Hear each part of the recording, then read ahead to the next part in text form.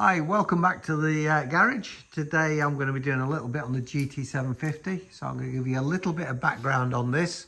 It's looking pretty together and clean, but actually everything's on very loose and just trial fitting it. So we've put this R1 front end on it with R1 yokes, changed the bearings, etc. I've got to make a nicer clock bracket for that and paint it out black.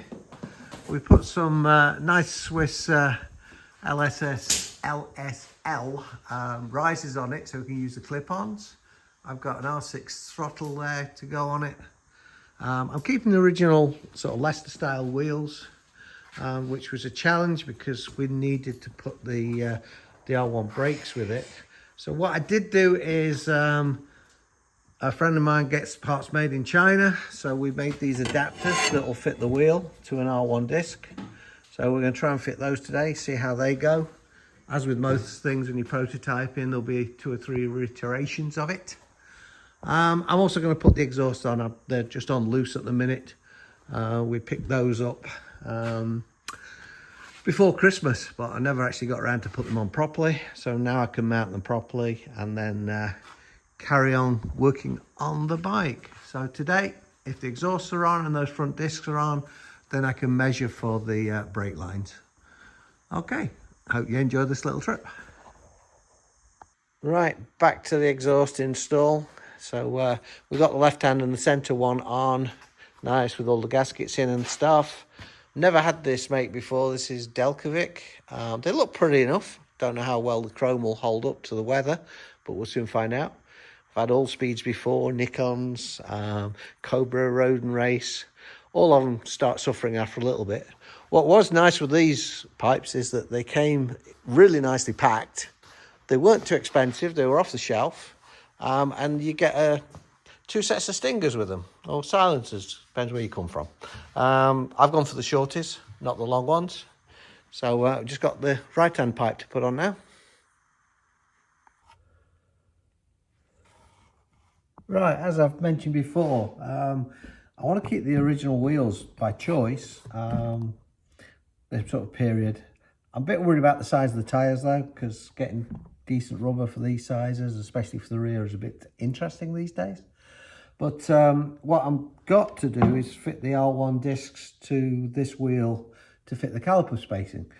What we did was have these little adapters made up in China, sent the drawings to them. They came back like 4 weeks later. They fit the disc great, because I knew the PCD for the Yamaha disc. Hopefully I got the measurements right, and we're going to mount this to the wheel. I'm just going to use some M8s temporarily. I'll get some nice button heads eventually, but let's see what these look like. And at least I can see if the calipers fit the front wheel. Well, the bolts are okay. Yeah, we've got the dimensions right for the bolts. That's good. I'll just check that all 6 fit. Then I ain't got enough bolts to do them properly, so I'm gonna just leave just 4 of them in for now, and I've got enough for the other side. So we'll tighten this up. Yeah, they did a good job in China. Like I say, produced and anodized and returned to the US very, very quickly. They do quite a few of the prototyping bits for the race bike when we want different parts made to try. Right, I won't bore you with the other side, but hopefully it'll fit on and fit around the calipers.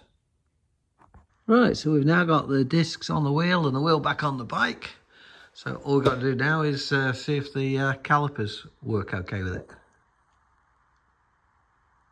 Okay, so we've got the disc on the wheel. Okay, that's fine. The adapter worked great. We've now got the calipers on the wheel.